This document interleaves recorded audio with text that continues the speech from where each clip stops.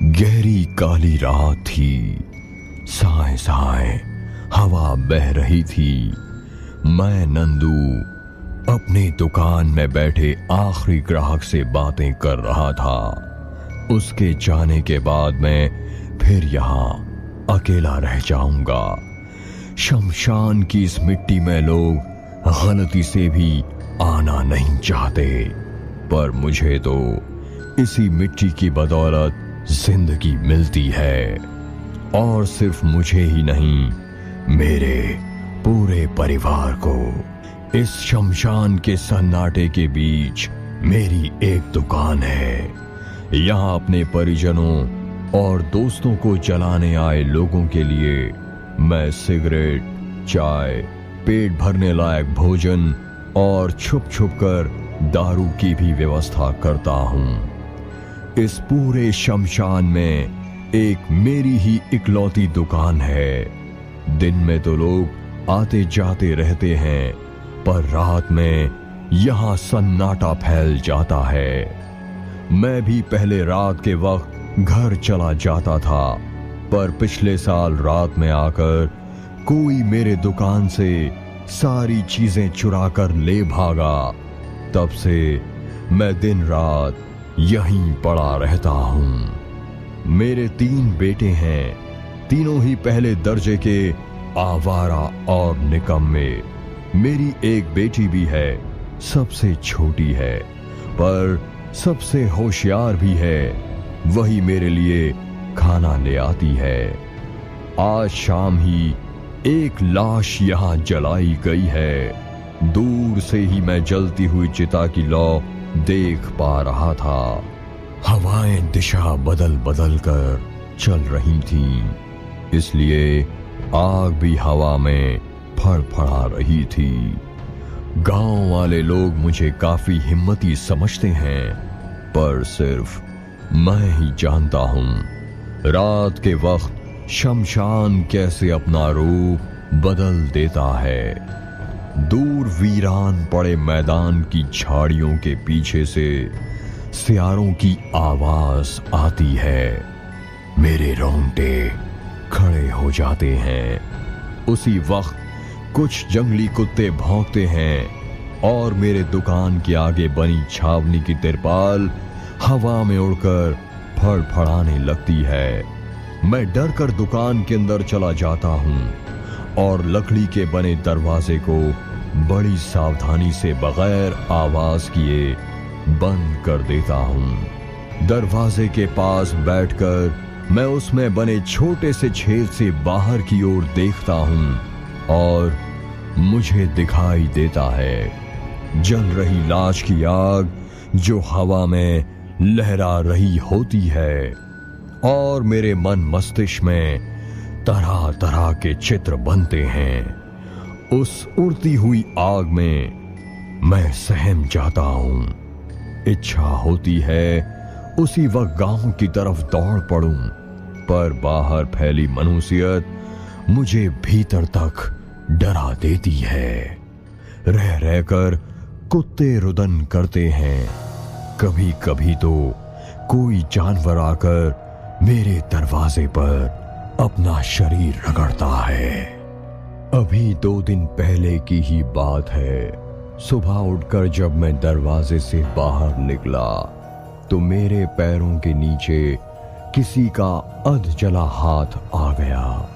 मैं जली हुई उंगलियां साफ देख पा रहा था। खैर, ये सब तो मैं पिछले 10 सालों से झेल रहा हूं। अब तो ये शमशान मुझे अपना सा लगता है। डराता जरूर है, पर पेट भी तो यहीं भरता है। इन 10 सालों में एक बार भी मेरी मुलाकात किसी रूह से नहीं हुई, पर यह सिलसिला ज्यादा नहीं चल पाया। घनघोर बरसात की रात थी ये। मैं शाम से ही अपनी दुकान के अंदर था। जब तक रोशनी रही, इक्का दुक्का लोग आते, कोई सिगरेट और कोई गुटखा पान लेकर ही चले जाते। धंधा बड़ा मंदा हो गया था और यह पूरे बरसात भर होने वाला है, क्योंकि बरसात के दिनों में मरने वाले के साथ कम ही लोग आते हैं और जो आते भी वो जल्द ही निकल जाते। शमशान घाट में ठहरने की कोई जगह भी तो नहीं है। एक मेरी ही दुकान तो है, पर इसमें से भी अब कई जगहों पर पानी टपकता है। रात के 11 बज रहे थे।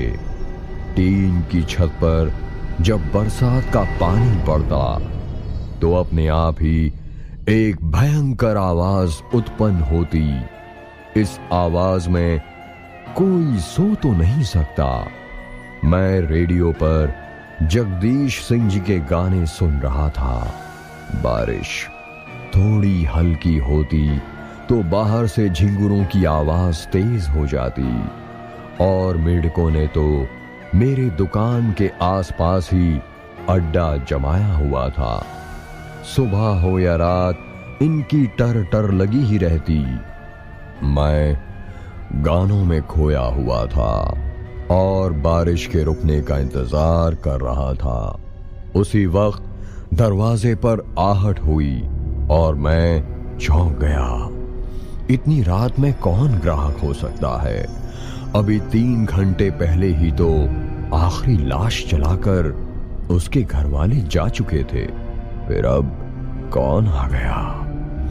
दरवाजा खोलूं या नहीं, इसी उधेड़-बुन में फंसा हुआ था कि एक और बार दरवाजा खटखटाया गया और उधर से आवाज आई, दरवाजा खोलो काका। आवाज तो किसी छोटी सी बच्ची की थी। मैंने झट से दरवाजा खोल दिया तो सामने एक 7 या 8 साल की गुड़िया खड़ी थी। उसने एक गुलाबी रंग की फ्रॉक पहनी हुई थी जो कि पूरी तरह से भीग चुकी थी। उसके कंधे तक घुंघराले बाल थे जिनमें से पानी टपक कर मेरे दुकान के द्वार की मिट्टी को गीला कर रहे थे। मेरे दरवाजे के खोलते ही उसने बड़े उदास आवाज में कहा, काका, वो जो लाश यहां थोड़ी देर पहले आई थी ना, बारिश की वजह उसकी आग बुझ गई है। आप जला दीजिए ना चलकर। मन में बहुत से सवाल तो थे, पर पता नहीं क्यों मैं उससे कुछ बोल नहीं पाया। उसके चेहरे के दर्द ने मुझे मजबूर कर दिया और मैं सीधे दुकान से केरोसिन तेल निकालकर उसके पीछे पीछे चलने लगा। नन्हे कदमों से वो मुझे शमशान के अंदर ले जाती रही, जहां आग तो बुझ गई थी पर धुआं अब भी उठ रहा था। बारिश भी अब बंद हो चुकी थी। अध जले लाश की बदबू मेरे बर्दाश्त से बाहर हो रही थी। मैंने जल्दी से लाश पर केरोसिन तेल डालकर माचिस मार दी। धूं धूं कर लाश फिर जल उठी और इसके साथ ही मुझे मेरे पीछे से किसी के रोने की आवाज आई। मुझे लगा शायद वही गुड़िया रो रही थी, पर जैसे ही मैं पीछे मुड़ा तो वहां कोई नहीं था। वो बच्चे भी नहीं, जिसके पीछे पीछे आकर ही मैंने इस बुझ चुकी लाश को दोबारा जलाया था। मुझे नहीं समझ आया अचानक वो बच्ची कहां गायब हो गई।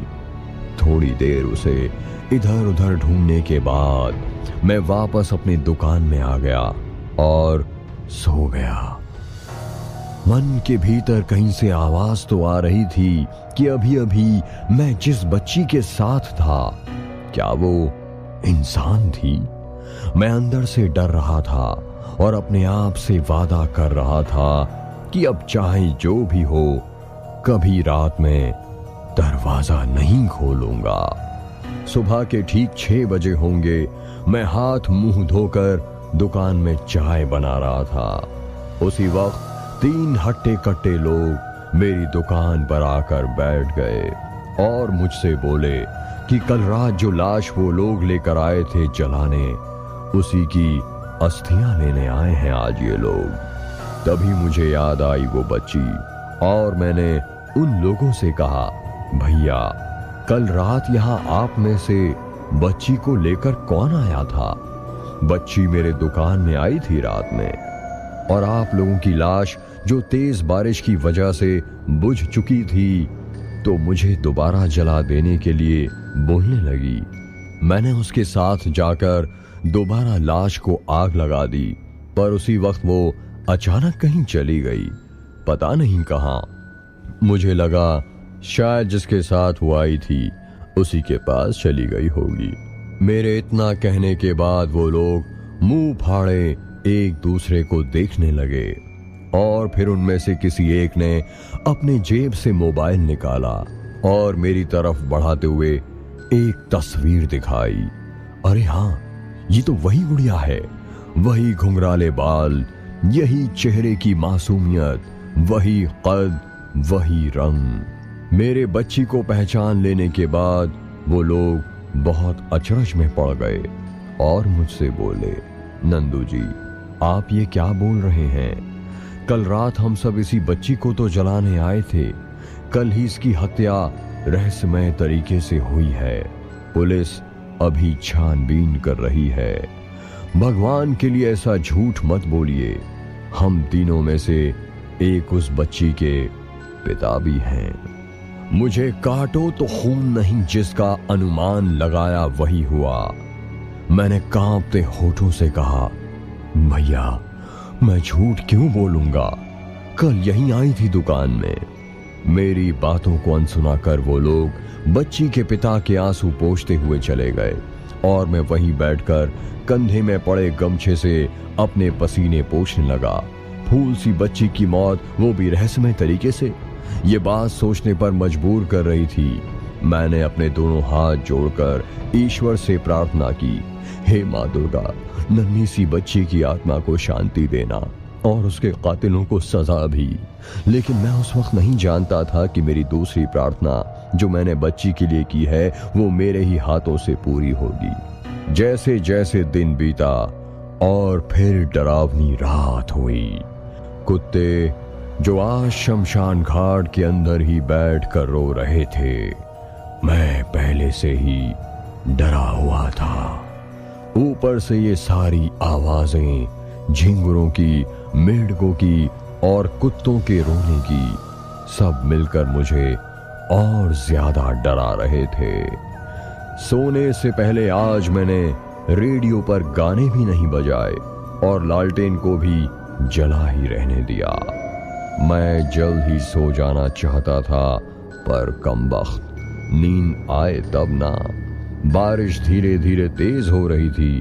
अभी रात का पहला पहर बीता ही होगा कि तभी सन्नाटे को चीरती हुई एक आवाज मेरे कानों तक पहुंची और यह आवाज थी लकड़ी के दरवाजे पर किसी के दस्तक की।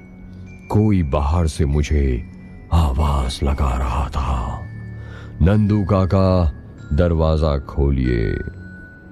आज फिर दरवाजे पर दस्तक। रात के इस पहर में अभी तक तो मेढकों ने भी टर करना बंद कर दिया था।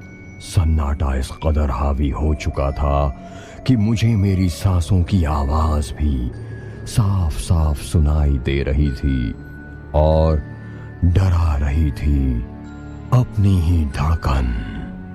खैर यही सब सोच रहा था कि बाहर से किसी बच्ची के रोने की आवाज आनी शुरू हो गई और इसी आवाज के साथ साथ कुत्ते भी भौंकने लगे।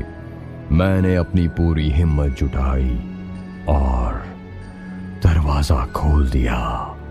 आंखों के सामने वही मासूम सी बच्ची सिर झुकाए खड़ी थी। वो सुबक रही थी। मैं जानता था, मुझे आज सुबह ही पता चल चुका था कि ये नन्ही सी बच्ची अब जिंदा नहीं है। पर पता नहीं ऐसा कौन सा जुड़ाव था जो मुझे उस बच्ची से जोड़ता था? डराता नहीं था। मेरे दरवाजे खोलते ही उसने सिर उठाकर मेरी तरफ देखा और मुस्कुरा पड़ी। वो जानती थी मैं उसकी मदद जरूर करूंगा, पर कल तो ये मेरे पास अपनी ही चिता को दोबारा जला देने के लिए कह रही थी, और आज तो उसकी अस्थियां भी इसके परिजन ले गए। तो फिर आज ये क्या कहना चाहती है? उसने कुछ नहीं कहा, बस मेरी उंगली पकड़ वो मुझे शमशान की गहराई में ले जाने लगी। वो ज्यादा बोलती नहीं, पर पता नहीं कैसे वो मेरा नाम जानती है। वो जानती है मैं नंदू हूं, इस शमशान में अकेला जिंदा इंसान सिर्फ मैं हूं। मेरी उंगली पकड़े वो मुझे लगातार आगे ले जा रही थी। आसपास का इलाका बहुत भयावह था। मुझे झाड़ियों के पीछे से जलती हुई आंखें दिखती थी। मैं जानता हूं ये आंखें यहां रह रहे जंगली कुत्तों की है। ऐसी आंखें मैं कई बार देख चुका हूं, पर आज ये आंखें यानी ये कुत्ते इतने शांत क्यों हैं? शायद एक आत्मा को देखकर ये सारी आंखें डर रही हैं। मैंने सुना था कि आत्माओं के पैर उल्टे होते हैं, पर इस बच्ची के पैर सीधे थे।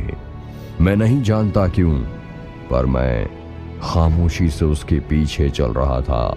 और फिर शमशान के आखिरी कोने में पहुंचकर उसने मेरी उंगली छोड़ दी और मैंने देखा वहां कोई था, कोई जो दीवार की तरफ मुंह किए खड़ा था। 18-19 साल का लड़का। मैं उसे पहचानने की कोशिश कर रहा था, पर वो पता नहीं क्यों मुझे साफ नहीं दिख रहा था। कुछ धुंधला धुंधला सा था उसका जिस्म। बारिश की बूंदें उसे भिगा नहीं रही थीं। मैं आंखें गड़ाए उसे देख रहा था, तभी अचानक वो दीवार के पास घुटने टेक कर बैठ गया और फिर अम्मी अम्मी कहकर चिल्लाने लगा। वो तड़प रहा था, शायद अपनी मां को याद कर। मैं उसके पास चला गया, पर मैं उसे छू नहीं पाया। मैं समझ गया वो कोई इंसान नहीं, वो एक दुखी रूह है। मुझे देखकर उस लड़के ने पहले तो आंखें फेर लीं, पर वो बच्ची जो मुझे उस लड़के तक लाई थी, वो उस लड़के के पास जाकर उससे बातें करने लगी। और फिर अचानक वो लड़का बिल्कुल मेरे आंखों के पास आ गया। एक पल के लिए तो मैं डर गया, डर कर पीछे हट गया, पर मैं जानता था ये दोनों ही पवित्र आत्माएं थीं। मैं वहीं पत्थरों पर बैठ गया और अपने आसपास जो चल रहा था उसे गौर से समझने की कोशिश करने लगा। वो लड़का मेरे सामने ही था। उसने बोलना शुरू किया, मैं यहां से बाहर नहीं जा सकता। मेरी अम्मी को नहीं पता कि मैं मर चुका हूं। मैंने उन्हें धोखा दिया। और इतना कहकर वो फिर सुबक सुबक कर रोने लगा। मुझे उससे सहानुभूति होने लगी। मैंने बड़े प्यार से उससे कहा, तुम कौन हो मैं नहीं जानता, पर तुम्हारे ही उम्र का मेरा बड़ा बेटा है। वो है तो बहुत आलसी, पर अपनी माँ का लाडला है और अपनी माँ से बहुत प्यार करता है। अपनी माँ के लिए अपने बाबा से यानी मुझसे भी लड़ पड़ता है। मैं तुम्हारा दर्द समझ रहा हूं, बताओ कैसे तुम्हारी मदद कर सकता हूं। उसके बाद उसने अपनी कहानी बताई। उसने कहा, 2 महीने पहले की बात है। उस वक्त मैं 12वीं में था। मेरे परीक्षा के परिणाम आए थे और बहुत अच्छे आए थे। घर में सब खुश थे। अम्मी से ढेरों दुआएं लिए मैं घर से कहकर निकला कि दोस्तों के पास जा रहा हूं, पर मैंने झूठ कहा। मैं वहां से सीधे अपने घर से लगभग 1 किलोमीटर दूर स्नेहा के घर मिठाई का डिब्बा लेकर गया। स्नेहा जो मेरे साथ ही मेरे स्कूल में थी। दुनिया हमें एक दूसरे का दोस्त समझती है, पर सिर्फ मेरा दिल जानता था मैं स्नेहा से कितनी मोहब्बत करता था, पर यह बात तो मुझे अब पता चल रही है कि वो मोहब्बत नहीं थी, सिर्फ मेरा जुनून था। एक ऐसा जुनून जिसने मेरी जिंदगी तबाह कर दी। खैर, मैं उस दिन स्नेहा से मिलकर अपने दिल का हाल बयां करने वाला था। वो भी तो मुझे बस दोस्त ही कहती थी, पर मैं तो सच्चे मन से उसे चाहता था। उस दिन मिठाई के डिब्बे और एक लाल गुलाब से मैंने अपने प्यार का इजहार भी किया, पर स्नेहा ने मुझे नहीं समझा, इनकार तो किया ही, पर साथ में उसने मुझे सभी लोगों के सामने बेइज्जत भी किया, क्योंकि मैं मुस्लिम और वो हिंदू थी। उसने बुरी तरह से मेरा मजाक बनाया और अपने भाइयों से उसने मुझे घर से धक्का मारकर बाहर निकाला। यकीन कीजिए, मैंने आज तक ऐसा पल बस हिंदी सिनेमा में ही देखा था, पर उस दिन ये पल मैंने जिया है। बहुत मुश्किल होते हैं अपमान के पलों को निगलना। मैंने पता नहीं किस नशे में आकर खुद को खत्म करने का मन बना लिया। गलत किया मैंने। वो फिर रोने लगा।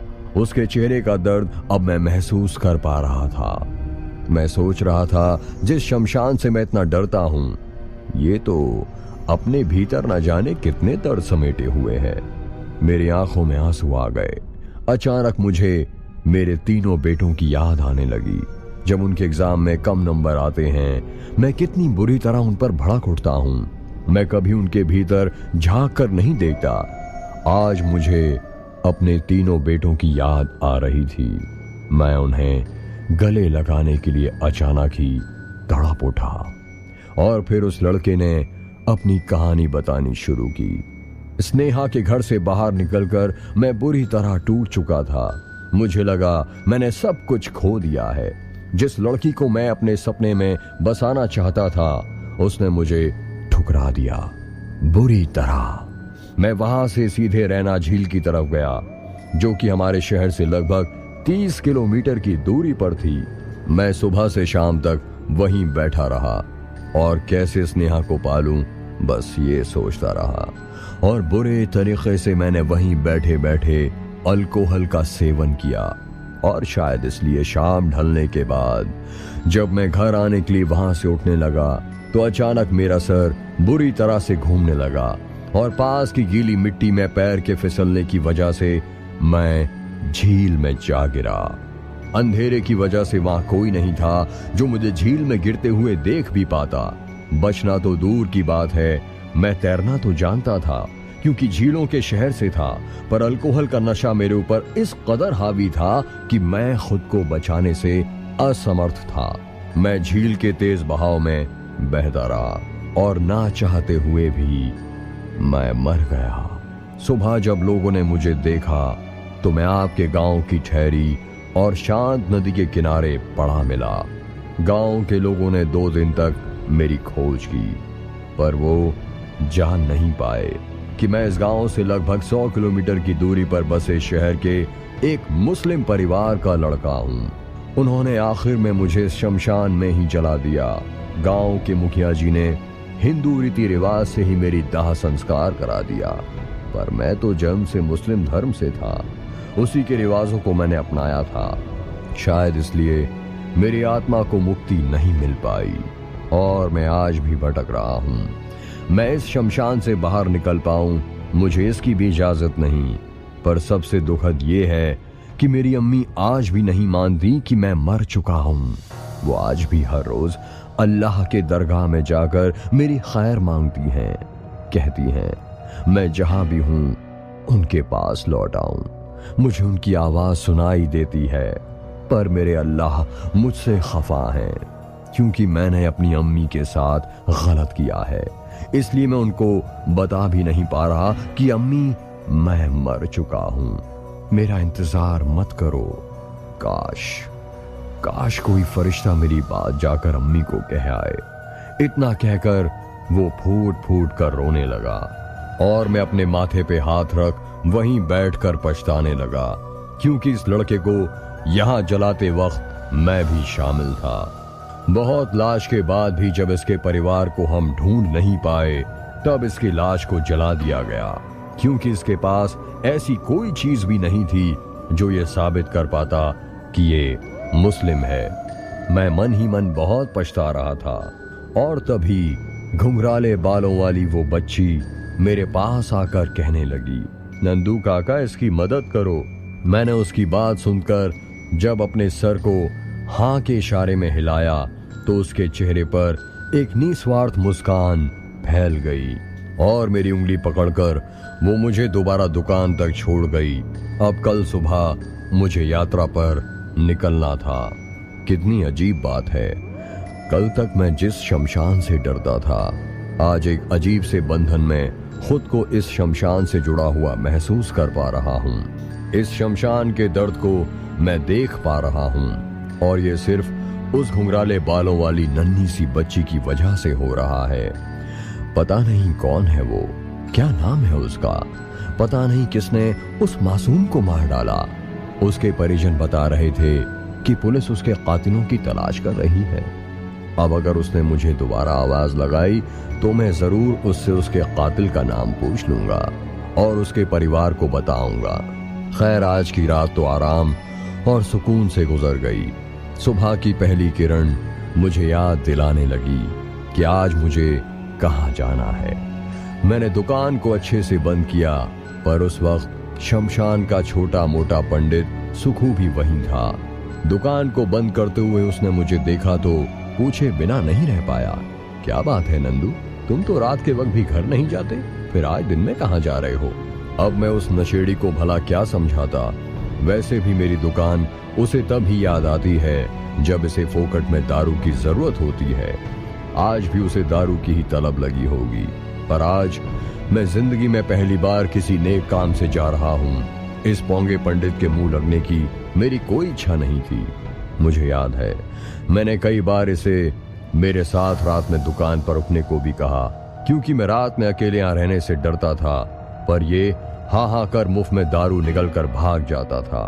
खैर मैंने उसे यूं ही उसे टालकर जल्दी से वहां से निकला और सीधे अपने घर पहुंचा। अचानक मुझे घर में देखकर मेरे चारों बच्चे और मेरी पत्नी बेहद खुश हो गईं, पर अभी मुझे जल्दी यहाँ से भी निकलना था। लगभग 2 घंटे बाद मैं एक साधारण से घर के सामने खड़ा था। दूर कहीं से मस्जिद में हो रहे अजान की पवित्र आवाज आ रही थी। दरवाजा खटखटाने पर एक लाचार बूढ़े पिता ने दरवाजा खोला और मुझे देखकर ही उन्होंने सलाम अदा किया और इसके जवाब में मैंने भी अपने दोनों हाथ जोड़ लिए। उसके बाद उन्होंने मेरी पहचान पूछी तो मैंने उन्हें घर के अंदर आने की इजाजत मांगी और घर के अंदर जाने पर मेरी मुलाकात उस लड़के की अम्मी से हुई जो इस वक्त भी नमाज पढ़ने में व्यस्त थी। मैं उनकी दुआएं सुन तो नहीं पा रहा था, पर मैं महसूस कर पा रहा था वो अभी अपने लाल की खैर मांग रही थी। फुर्सत मिली तो वो भी हमारे पास आ गईं। उम्मीद की एक हल्की सी झलक मुझे उन दोनों के चेहरे पर नजर आ रही थी। शायद उन्हें लग रहा होगा कि मैं उनके बेटे की कोई अच्छी खबर लेकर आया हूं, पर सिर्फ मैं जानता था जो खबर मैं उन्हें सुनाने वाला हूं उस खबर से लाख गुना अच्छा तो झूठी उम्मीदों में रहना होता है। एक पल के लिए तो मैं सोच रहा था कि मैं बगैर उन्हें कुछ बताए वहां से वापस आ जाऊं, पर दूसरे ही पल मुझे घुंघराले बालों वाली बच्ची की याद आई और मैंने अपने भीतर बहुत सारी हिम्मत भर उन दोनों को सारी बातें सच सच बता दी। आंसू भी बहे, चीत्कार भी मची, ढांढस भी दिया गया और संभाला भी गया। पर अंत में ये तय हुआ कि अगली सुबह ही उस लड़के यानी आदिल को मुस्लिम तौर तरीके के साथ विदा कर दिया जाएगा ताकि वो चैन से मुक्त हो जाए। मेरी इस कहानी को सुनते रहने के लिए और नए एपिसोड्स की जानकारी के लिए शो को सब्सक्राइब